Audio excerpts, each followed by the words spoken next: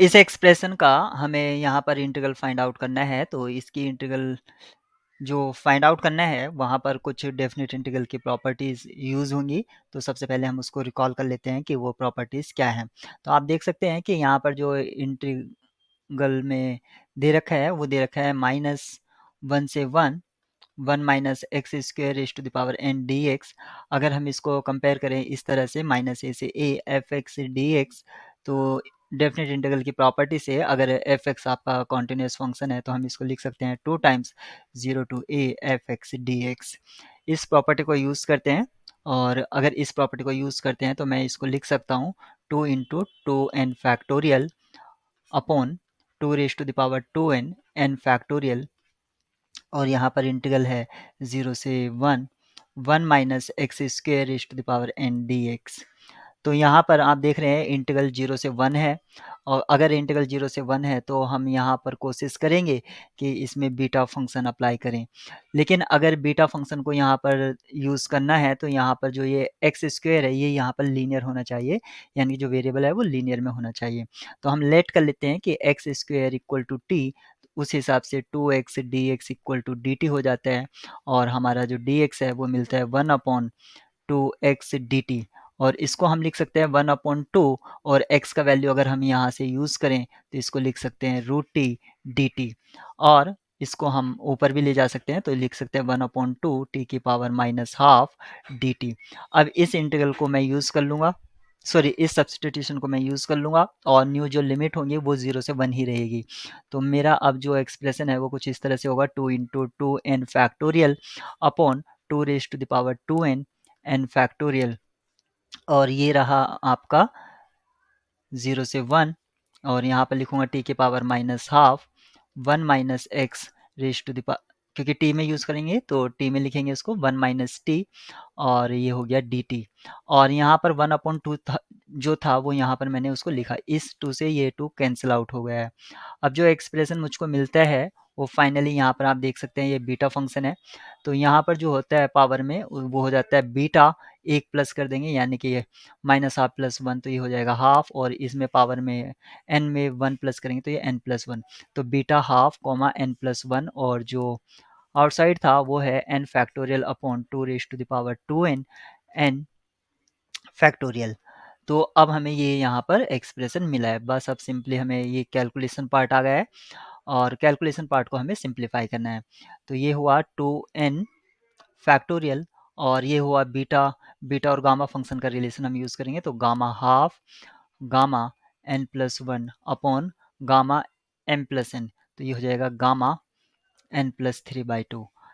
इसको हम एक्सपेंड कर देंगे तो ये हो जाएगा, और इसके जो था वो 2 raise to the power 2n और n फैक्टोरियल ये और था, तो अब हो जाता है 2n factorial upon 2 raise to the power 2n n factorial, और गामा हाफ का वैल्यू हो जाता है √π, और गामा n+1, अगर n आपका एक इंटीजर है तो ये वैल्यू क्या हो जाता है, अगर n+1 गामा है तो ये हो जाता है n फैक्टोरियल। ये हमारा कंसेप्ट होता है n फैक्टोरियल का, अगर n जो है आपका एक पॉजिटिव इंटीग्रल है तो यहाँ पर हम इसको लिख सकते हैं n और n फैक्टोरियल, और इस n फैक्टोरियल से ये n फैक्टोरियल कैंसिल आउट हो जाएगा। यहाँ पर n प्लस √3/2 है गामा में, तो गामा फंक्शन में क्या होता है, अगर गामा इस तरह से दे रखा है तो गामा n, अगर जो इनसाइड एक्सप्रेशन है ये अगर इंटीजर नहीं है तो इसको लिखेंगे n-1, और ये हो जाता है गामा n-1। इस तरह से हम इसको यूज़ करेंगे, और इस तरह से यूज़ करने पर ये हमें मिलेगा सबसे पहले। तो यहाँ पर आप देखिए अगर हम इसमें से n माइनस करें, 1 को n टाइम्स माइनस करें तब यहाँ पर n खत्म होगा, तो इसको हम लिखेंगे n प्लस हाफ, पहले एक कम किया फिर गामा n प्लस हाफ हो जाएगा, तो फिर उसमें से एक कम करेंगे, यानी कि हम एक एक कम करना है यहाँ पर, तो ये हो जाएगा n माइनस हाफ, फिर हो जाएगा n-3/2, और ये इस तरह से चलता रहेगा। फाइनली आपको मिलेगा ये, और फिर गामा हाफ, और गामा हाफ का वैल्यू √π। अब इस √π से ये √π यहाँ पर कैंसिल आउट हो जाता है। तो आपका जो न्यूमरेटर पार्ट है, न्यूमरेटर पार्ट में आपको मिलता है 2n फैक्टोरियल और जो डिनोमिनेटर है वो 2 raise to the power 2n और यहाँ पर मिलता है n plus half n minus half और n minus 3/2 and so on up to 1/2। तो यहाँ से आप 1/2 कॉमन ले लेंगे। तो यहाँ से जब क्योंकि ये जो कितनी टर्म्स थी, यहाँ तक आपकी n टर्म्स हैं यहाँ तक, और फिर एक ये रहेगा, तो ये कितना हो जाएगा n प्लस 1।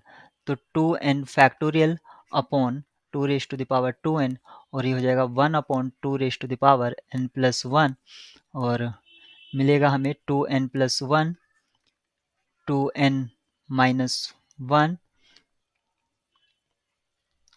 फिर मिलेगा 2n माइनस 3 और एंड सो ऑन आगे मिलेगा हमें 2n माइनस 5 और आगे तक ये चलता रहेगा और ये सारा का सारा आपका डिनोमिनेटर में है।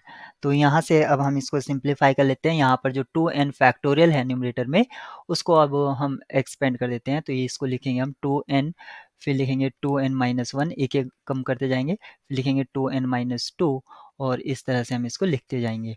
फिर नीचे डिनोमिनेटर में आपका जो एक्सप्रेशन मिलेगा 2 raise to the power 2n और यहाँ पर 1/2 raise to the power n plus 1 को हमने ऊपर ले गए, तो ये हो जाएगा 2 के पावर n प्लस 1। ये एक्सप्रेशन हमें मिलता है और जो डिनोमिनेटर में है अभी 2n प्लस 1 2n माइनस 1 और 2n माइनस 3 और 2n minus 5 and so on ये बचता है। अब आप यहाँ से देख सकते हैं कि 2n माइनस 1 आपका इससे कैंसिल आउट हो जाएगा। ऐसे ही यहाँ पर आएगा 2n माइनस 3, ये आप इसको कैंसिल कर देगा, फिर ये 5 भी कैंसिल हो जाएगा। तो यहाँ की सारी टर्म, नीचे की सारी टर्म्स कैंसिल आउट हो जाएगी और जो न्यूमरेटर में बचेगा, न्यूमरेटर में आपको क्या बचेगा 2n माइनस 4 जैसे इस तरह से टर्म बचेगी, यानी कि इवन वाली। तो यहाँ पर बचेगा 2 raise to the power n plus 1 2n 2n minus 2 2n minus 4 and so on और जो डिनोमिनेटर में बचेगा वो बचेगा 2 raise to the power 2n 2n और बचा 2n प्लस 1। सिर्फ ये एक्सप्रेशन में बचता है। अब यहाँ पर जो न्यूमरेटर पार्ट है जिसको मैं सर्कुलर कर रहा हूँ, यहाँ से सबसे हम 2 कॉमन ले लेंगे। तो ये एक्सप्रेशन अगर 2 कॉमन लेंगे तो ये क्या हो जाएगा, यहाँ पर भी एक 2 है तो n टाइम्स कॉमन लेना पड़ेगा हमें। तो ये हो जाएगा 2 के पावर n प्लस 1 2 के पावर n और ये मिलेगा n माइनस 1 n माइनस 2 और एंड सो ऑन और डिनोमिनेटर में हमें मिलता है 2 raise to the power 2n और 2n प्लस 1। इसको फर्दर सिंप्लीफाई करने पर यहाँ पर आप देख सकते हैं कि ये और ये सेम बेस के हैं, तो यहाँ पर पावर ऐड हो जाएंगी, तो ये मिलेगा 2 raise to the power 2n plus 1 और ये हो जाएगा n फैक्टोरियल। जो इतना ये सर्कुलर पार्ट है ये n फैक्टोरियल हो जाएगा, जो डिनोमिनेटर का पार्ट है वो 2 raise to the power 2n और ये बनेगा 2n प्लस 1। यहाँ से आपका ये कैंसिल आउट हो जाएगा तो यहाँ पर 2 बचेगा, तो फाइनल जो मिलेगा 2 into n factorial upon 2n plus 1। ये हमारा फाइनल आंसर हो जाता है। तो आप चेक कर सकते हैं कि ऑप्शन ए यहाँ पर गलत हो जाएगा, ऑप्शन बी भी गलत हो जाएगा, n फैक्टोरियल ऑप्शन सी में है, तो आपका ऑप्शन सी करेक्ट होगा।